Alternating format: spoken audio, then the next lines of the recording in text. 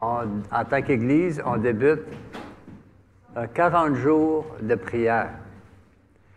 À la sortie, tantôt, vous allez pouvoir prendre ce petit cahier. C'est le volume 2 des 40 jours de prière. Ceux qui sont ici depuis un petit bout de temps, on a déjà fait le volume 1 que mon épouse Michel avait écrit. Elle a écrit maintenant le deuxième. Donc, n'oubliez pas de le prendre à la sortie. On débute un 40 jours de prière ensemble. Pour ceux qui sont bons en histoire, le 1er octobre 1993, c'était un vendredi. Que s'est-il passé au Québec? Le 1er octobre 1993, je suis devenu pasteur de l'Église, il y a 30 ans. Il s'en est passé des choses pendant ces 30 années. Vous avez été spectateurs de la grâce de Dieu. Et quand je vois la qualité que le Seigneur rajoute à l'Église en ce moment, je vois que l'avenir est encore glorieux. Le royaume de Dieu va prendre de l'expansion. Mais c'est le défi que vous, les nouvelles personnes qui vous êtes joints, de prendre en main maintenant, être à l'écoute de Dieu. Seigneur, à quoi tu m'appelles à te servir dans ce grand champ missionnaire que tu places devant nous, qu'on va pouvoir faire ensemble en tant qu'Église. Et d'ailleurs, c'est pour ça qu'on débute en 40 jours de prière.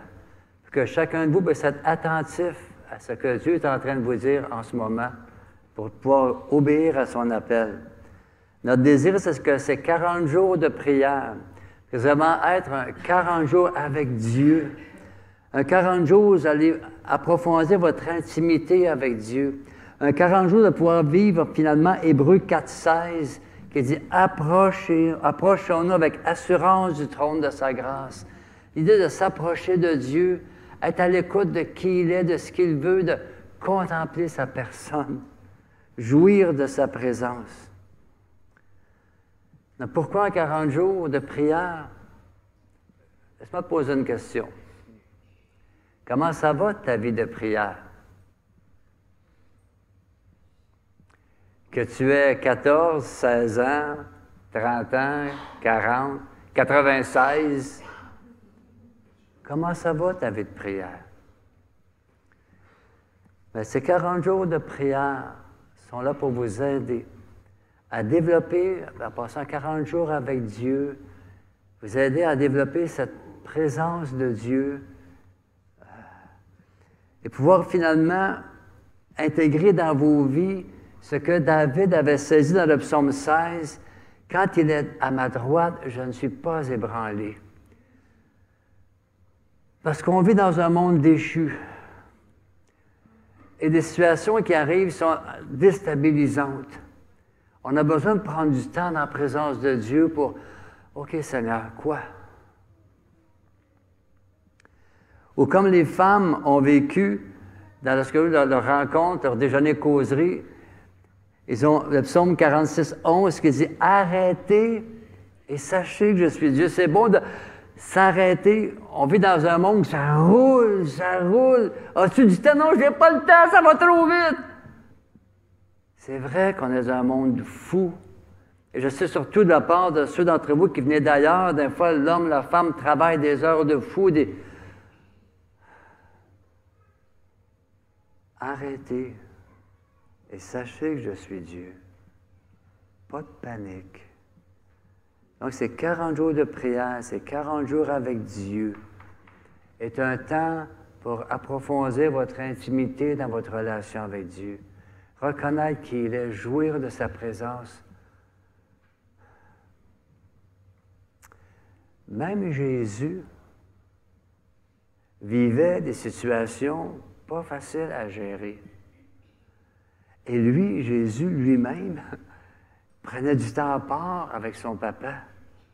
Si Jésus, Dieu fait homme, a senti ce besoin de le faire, pensez-vous que nous, on a ce besoin-là aussi? Oui, nous avons ce besoin-là.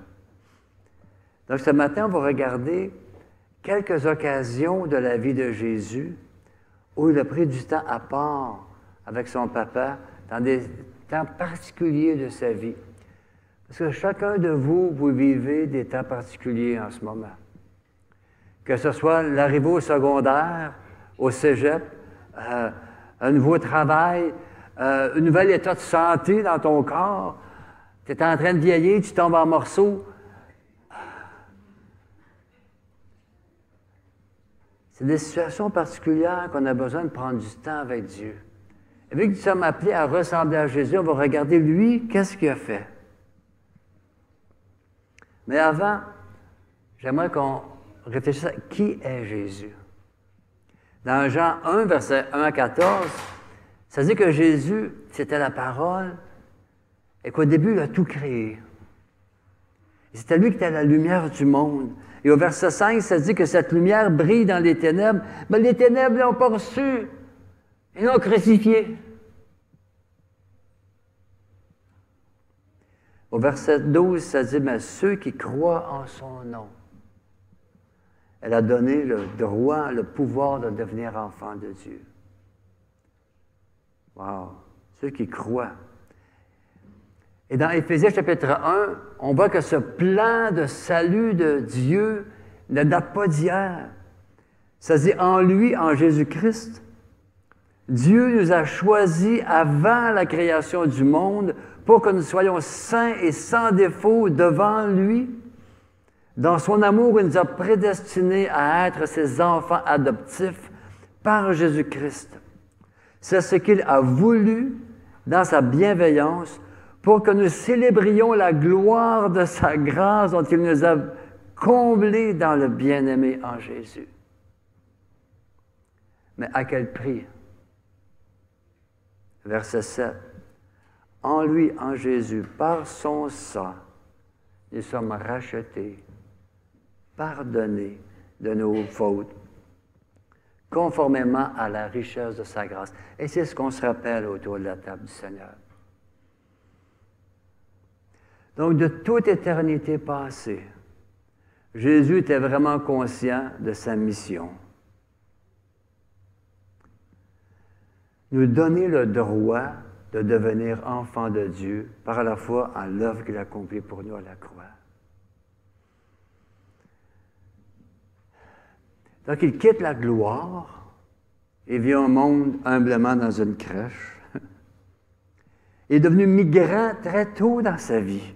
Il doit fuir Hérode qui voulait le tuer. Après la mort d'Hérode, il revient s'établir dans une ville toute humble, Nazareth. Et à l'âge de 12 ans, il se ramasse avec les chefs religieux en train de discuter avec eux et il se pose la question d'où lui vient cette connaissance. Et ensuite, silence radio jusqu'à 30 ans. Il s'est vraiment imprégné dans la culture. Un vrai missionnaire qui s'imprègne dans la culture. Pas là, le missionnaire vient juste d'arriver. On n'attendra pas 30 ans, par exemple, avant que vous soyez efficace. Là. Mais il y a 30 ans. Et là arrive le moment où il doit débuter son ministère public.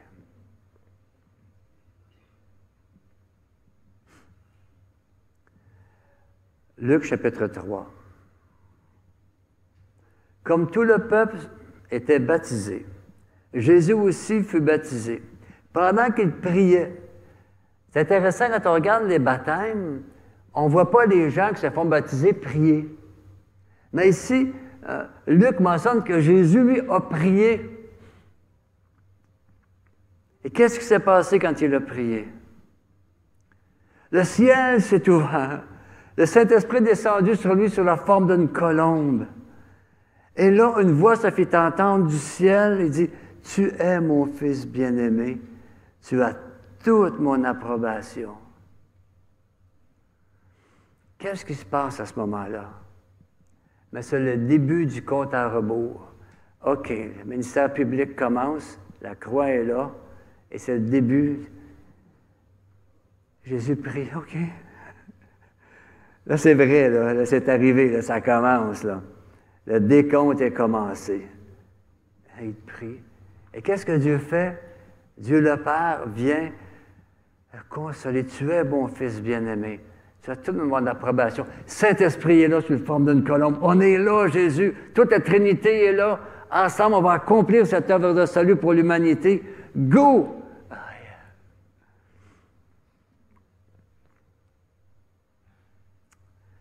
Que ce soit ton entrée au secondaire, au cégep, ou peu importe l'étape de vie que tu vis, c'est bon de savoir que notre Dieu est avec nous. Si tu es enfant de Dieu, tu es un bien-aimé de Dieu. Et ce Dieu-là dit, « Hey, mon bien-aimé, je suis avec toi, je suis avec toi, je suis avec toi. »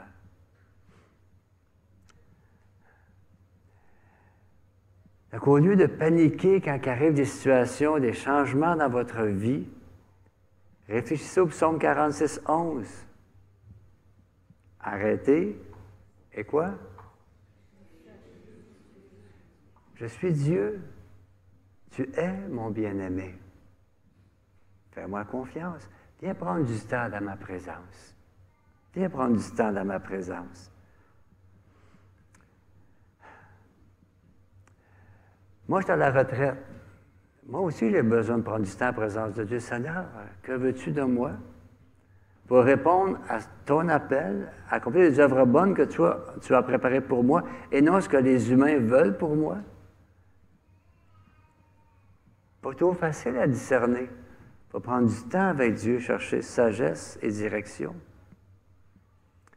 Mais être bien-aimé de Dieu ne veut pas dire que tout sera facile. Parce que qu'est-ce qui arrive immédiatement après le baptême pour Jésus? 40 jours dans le désert à être tenté par le diable.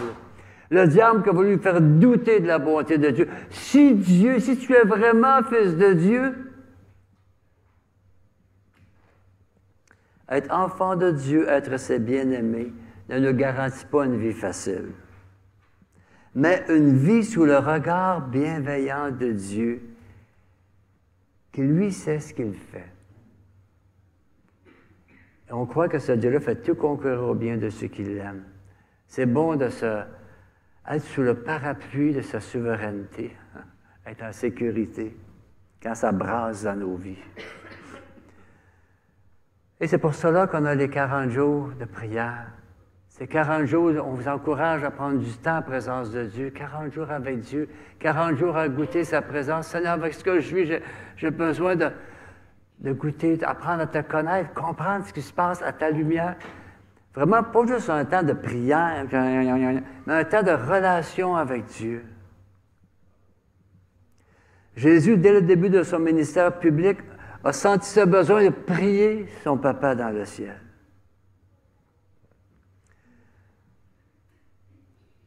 Mais dans Marc 1, on va voir une autre période, un autre moment où Jésus a prié. Ils se rendirent à Capernaum dès le jour de sabbat. Jésus entra dans la synagogue et se mit à enseigner. On était frappés par son enseignement, car il enseignait avec autorité et non pas comme les spécialistes de la loi. Et là, dans la synagogue, il chasse un démon. Et au verset 27, là, tous furent si effrayés qu'ils se demandaient les uns aux autres, « Qu'est-ce que ceci? Quel est ce nouvel enseignement? » Il commande avec autorité, même aux esprits impurs, et ils lui obéissent. Conséquence, et sa réputation gagna aussitôt toute la région de la Galilée. Puis il s'en va chez Pierre, qui héberge sa belle-mère qui est malade, et qu'est-ce que Jésus fait? Il guérit la belle-mère de Pierre. Et là, au verset 32, ça dit, « Le soir, après le coucher du soleil, c'est la journée du sabbat, la journée du sabbat, les Juifs n'ont pas le droit de bouger, mais après le coucher du soleil, là, ça bouge. On lui amena tous les malades et les démoniaques. Toute la ville était là, se rassemblée devant la porte. Il guérit beaucoup de personnes qui souffraient de diverses maladies. Il chassa aussi beaucoup de démons. Il ne permettait pas de parler parce qu'il le connaissait. Donc, il en a guéri beaucoup. Il n'a pas guéri tous parce qu'à un moment donné, il fallait que le monde aille se coucher et lui avec. Et là, au verset 35, qu'est-ce qui arrive? Vers le matin, alors qu'il faisait encore très sombre, il n'a pas dormi trop longtemps, Jésus, là. Il se leva et sortit pour aller dans un endroit désert où il pria.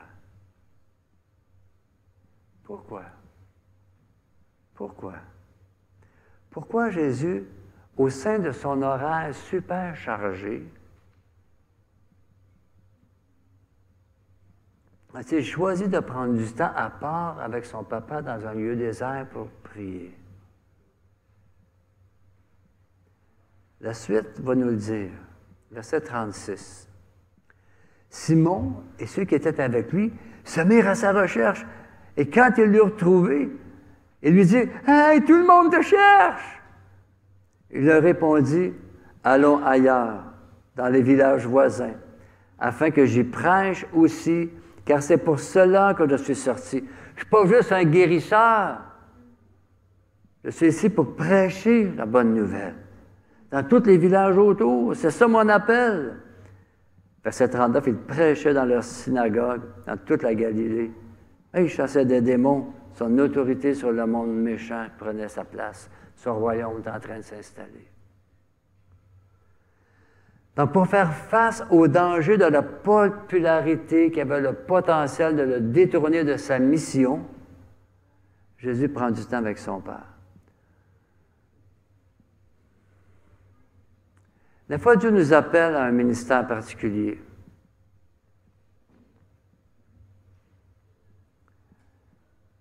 Il faut être sensible à la direction de Dieu. Et des fois, il y a plein de choses qui peuvent nous étourdir, surtout quand ça va bien. Et là, ça marche l'affaire, lâchons pas patate, ça va bien. Mais à un moment donné, es-tu en train de juste faire rouler une affaire qui va bien ou es-tu en train d'accomplir la volonté de Dieu? Pas facile à discerner, ça. Pas facile. Prenons du temps dans la présence de Dieu. Donc, au début de son ministère public, Jésus prend du temps. Au sein de la popularité qui aurait pu le détourner de son appel, Jésus prend du temps avec son Père. Et il arrive une autre occasion, il prend du temps avec son Père. Luc 6. À cette époque-là, Jésus se retira sur la montagne pour prier. À cette époque-là, quelle époque? De quelle époque s'agit-il? Ben, c'est le contexte qui nous le dit. Un autre jour de sabbat, Jésus s'est rendu dans la synagogue. C'est partout, hein? Jésus aimait aller dans la synagogue, c'était son champ missionnaire. Et il se mit à enseigner. C'est sa mission. Là se trouvait un homme dont la main droite était paralysée. Ah, les spécialistes de la loi et les pharisiens observaient ce que Jésus faisait pour pouvoir enfin trouver s'il ferait une guérison au jour du sabbat et pouvoir enfin avoir un motif de l'accuser. T'as une gang. Au lieu de se réjouir d'avoir Dieu à l'œuvre, hein? Au verset 8, « Mais Jésus connaissait leurs pensées et dit à l'homme qui avait la main paralysée, « Lève-toi, tiens-toi là au milieu. » Il se leva et se tint debout. Jésus leur dit, « Je vous demande, est-ce que c'est permis, le jour du sabbat, de faire du bien ou de faire du mal? De sauver une personne ou de la tuer? » Alors il promena le regard sur eux tous. Et dans d'autres textes, ça dit avec indignation, en voyant leur cœur. Hein? Il dit à l'homme, « Tends ta main. » Il le fit et la main fut guérie. Quelle a été la réaction des chefs religieux? Rendre gloire à Dieu? Ils furent remplis de fureur et se consultèrent pour savoir ce qu'il ferait de Jésus. Donc, c'est dans ce temps-là que Jésus a pris du temps sur la montagne pour prier. C'est quoi cette époque? C'était le danger grandissant pour sa propre vie à Jésus. Il se retire sur la montagne pour prier. Pour faire quoi? À quelque part, papa, il en veut à ma fille, là. Ça approche. Besoin de la consolation? Oui.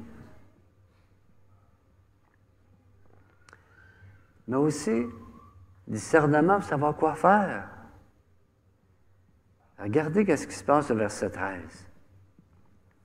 Quand le jour fut levé, il appela ses disciples et il en choisit parmi eux 12 auxquels il donna le nom d'apôtres. Ce temps de prière avec son Père, lorsque Jésus voyait que, oh, là maintenant je vais commencer à être contesté,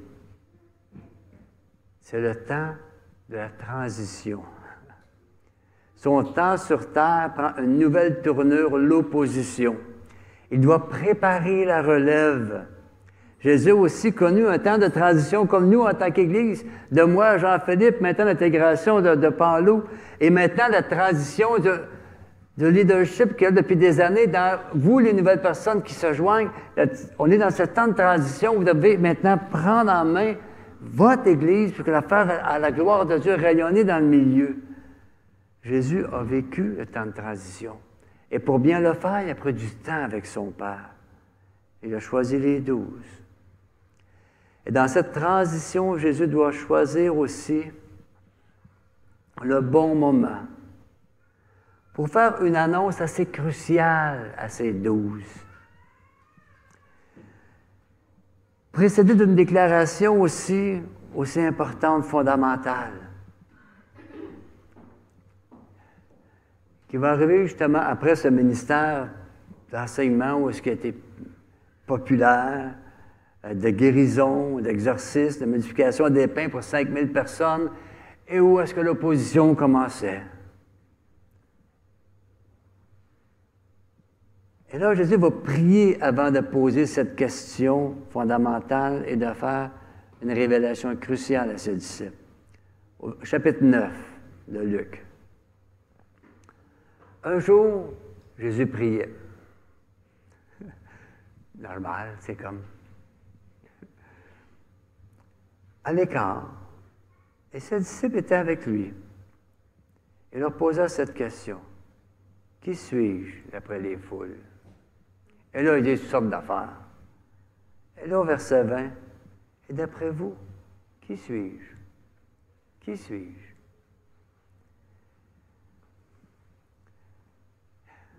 Et là, Pierre, tu es le Messie de Dieu. Quelle déclaration! Et je lui ai dit, c'est vraiment Dieu qui t'allait révéler ça. Mais les disciples, Pierre en particulier, ont reconnu l'identité de Jésus, mais leur vision de la mission du Messie n'était pas celle que Jésus venait accomplir. Donc Jésus doit aussi les préparer à ce changement de vision qu'ils avaient du Messie. Donc il fait immédiatement après cela une déclaration vraiment formelle et importante au verset 22. Jésus ajouta qu'il fallait que le Fils de l'homme souffre beaucoup, qu'il soit rejeté par les anciens, par les chefs, par les prêtres, par les spécialistes de la loi, qu'il soit mis à mort, qu'il ressuscite le troisième jour. Ah! Il me semble d'avoir la réaction des 12. Hein? Au minute, c'est pas ça qu'on s'attendait du tout. C'est bien différent de ce qu'ils s'attendaient. 8 jours après, Jésus amène Pierre et Jean-Jacques avec lui sur une montagne pour prier. Luc 9. Et pendant qu'il priait, l'aspect de son visage changea et son vêtement devint d'une blancheur éclatante. Et voici que 2 hommes s'entretenaient avec lui. C'était Moïse et Élie, apparaissant dans la gloire. Il parlait de son prochain départ qui allait s'accomplir à Jérusalem.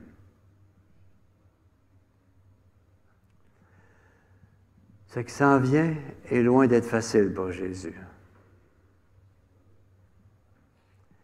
Jésus a beau le savoir de toute éternité passée. Mais là, c'est à la porte.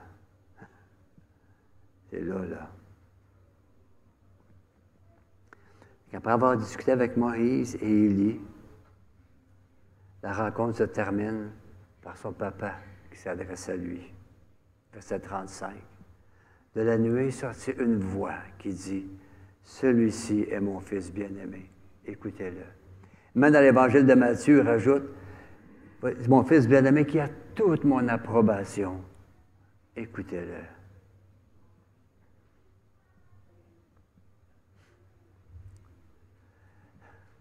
Jésus avait encore besoin d'être encouragé par son papa.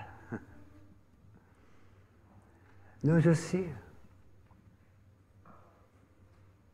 Tu vis peut-être un moment pas facile en ce moment. Je ne sais pas ce que tu es en train de vivre.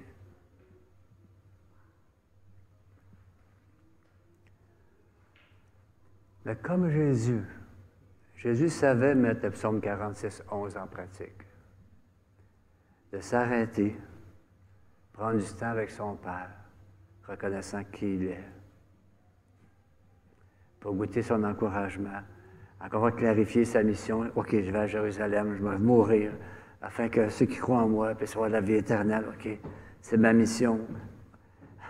On a besoin de se rappeler pourquoi on est sur Terre. Pourquoi on est ici en ce moment? Pourquoi tu es là en ce moment? C'est quoi ta mission? C'est quoi les œuvres bonnes que Dieu préparait d'avance pour toi spécialement? Dieu encourage son Fils. Dieu veut vous encourager. Prenez du temps avec lui. Profitez de ces 40 jours pour prendre du temps avec Dieu. Chaque jour, il y a des petites méditations différentes. Après chaque petite méditation, ça vous amène à réfléchir, à écrire un peu vos pensées. Très édifiant. Prenez le temps de le faire. Un autre aspect de la vie de prière de Jésus, c'est qu'il y avait un impact sur ses disciples. Dans Luc 11, ça dit, Jésus priait un jour dans un certain endroit, et quand il eut fini, un de ses disciples dit, « Seigneur, enseigne-nous à prier, comme Jean l'enseignait à ses disciples. » Donc Jésus, les gens le voyaient, il prie. OK, on aimerait ça, Seigneur, apprendre à prier. Imagine. Là, tu commences à faire les 40 jours. Là, tu es rendu à la journée 17, 18, 22. Là, c'est en train tranquillement de transformer. C'est plus une vie de prière que tu as. C'est une vie de relation avec Dieu. Là, c'est une vie où est-ce que vraiment tu prends du temps avec Dieu, puis là, tu réfléchis, Seigneur, comment vivre. Et dans cette communion avec Dieu, tu reçois son encouragement, son soutien, il transforme ta vie. Et là, ton gars de 14 ans, il te regarde. Qu'est-ce qui se passe avec papa? Qu'est-ce qui se passe avec maman? Puis là, ton gars vient dire, moi aussi, j'aimerais ça te transformer de même. J'aimerais ça avoir cette intimité-là avec Dieu, comme toi, papa, comme toi, maman. Enseigne-moi à prier.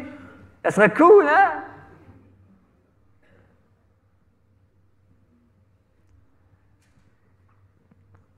Mais c'est ça qui est arrivé à Jésus.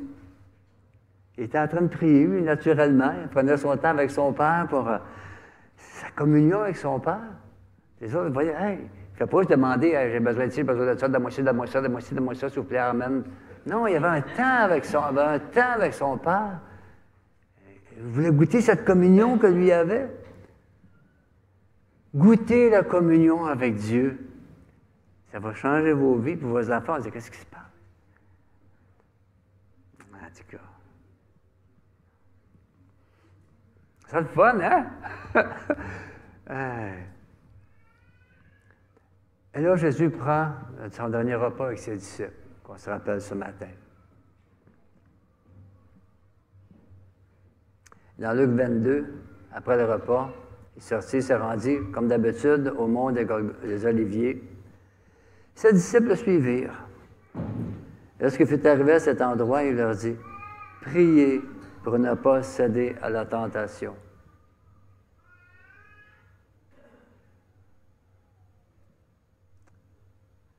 Pourquoi qu'on prie? Une des raisons pour céder à la tentation. Puis il s'éloigna d'eux à une distance d'environ un jet de pierre et se mit à genoux et pria, en disant, « Père, si tu voulais éloigner de moi cette coupe, toutefois, que ce ne soit pas ma volonté qui se fasse, mais la tienne. »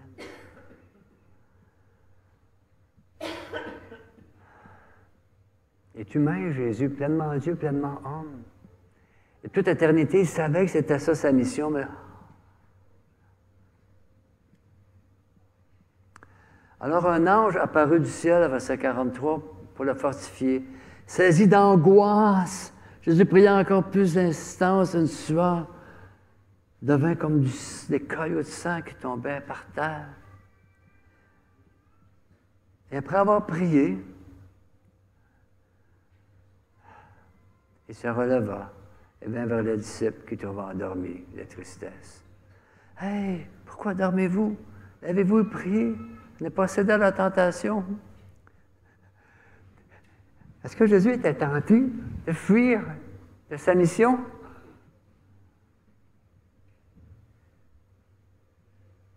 Mais par amour pour nous. Il était jusqu'au bout.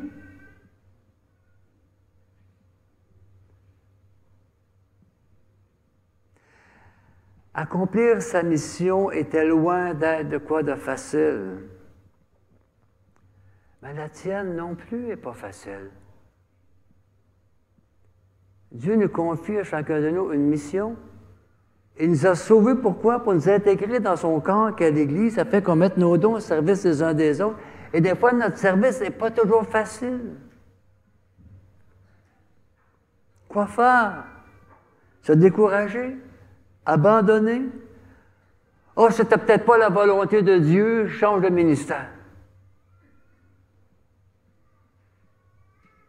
Ou prendre du temps avec Dieu, Seigneur, je reconnais que si tu m'avais appelé ce ministère-là, mais boy, je ne pensais pas que c'était comme ça. La critique qui vient, je fais des choix, le monde ne sont pas contents. Si tu veux servir Dieu, attends-toi de critiquer. Je disais à Jean-Philippe, est-ce que tu aimes le ketchup? Parce que dès que tu vas sortir de la tête de l'eau, tu vas recevoir des tomates. Il faut être conscient. Exercer un ministère, c'est béni, mais ce n'est pas toujours facile. De prendre du temps avec Dieu pour clarifier votre mission, persévérer jusqu'au bout, jusqu'à temps qu'il y ait du fruit qui soit porté à la gloire de Dieu, ça prend du temps avec Dieu. C'est pour ça qu'on fait ça, les 40 jours. Pour vous aider, à saisir votre appel et de pouvoir persévérer dans cet appel-là.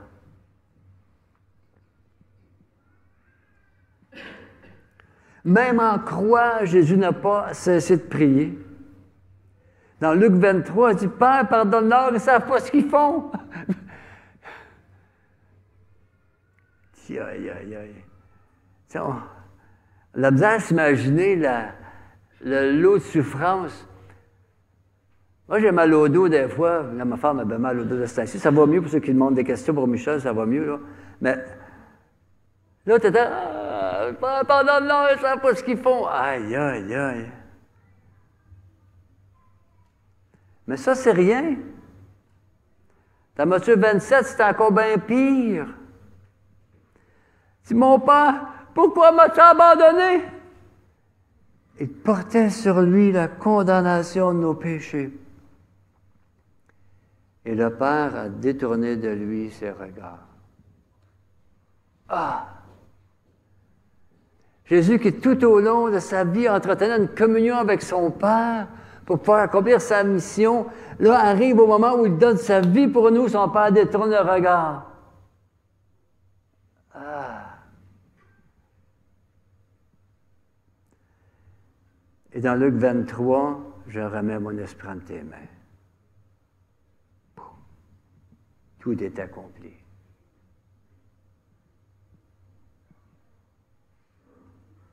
Mais Jésus étant Jésus, il est ressuscité. Et il n'a pas arrêté de prier. Dans Romains 8, 34, qui le condamnera pendant de nous? Christ est mort. Bien plus, il est ressuscité. Il est à la droite de Dieu. Et qu'est-ce qu'il fait? Il intercède pour nous. Il sait que ce n'est pas facile d'accomplir la mission que Dieu nous confie. Il intercède pour nous, pour nous encourager. Et venez prendre du temps avec moi, qu'on ait une interrelation ensemble.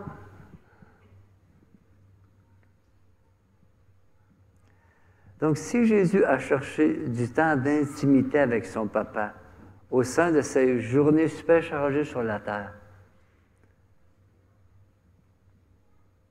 pour ne pas perdre de vue la raison de sa venue sur terre, C'est pareil pour nous, encore plus.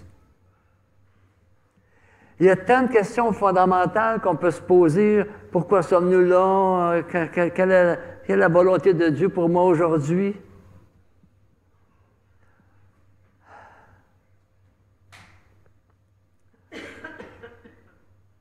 Là, j'ai une question plate à vous poser, pas facile. Êtes-vous prête? Peut-être pas prête, je la pose. Pourquoi qu'on ne prend pas du temps avec Dieu?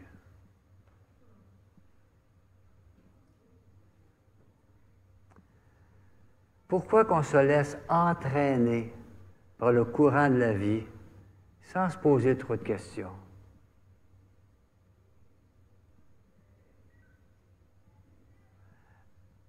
Est-ce qu'on a peur d'être à l'écoute de Dieu et de savoir ce qu'il veut vraiment pour nos vies?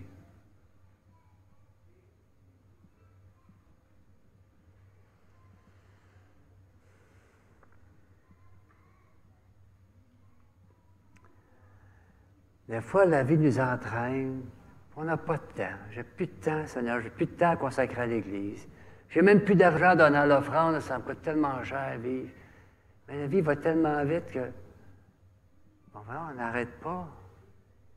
On prend du temps en présence de Dieu. Hein?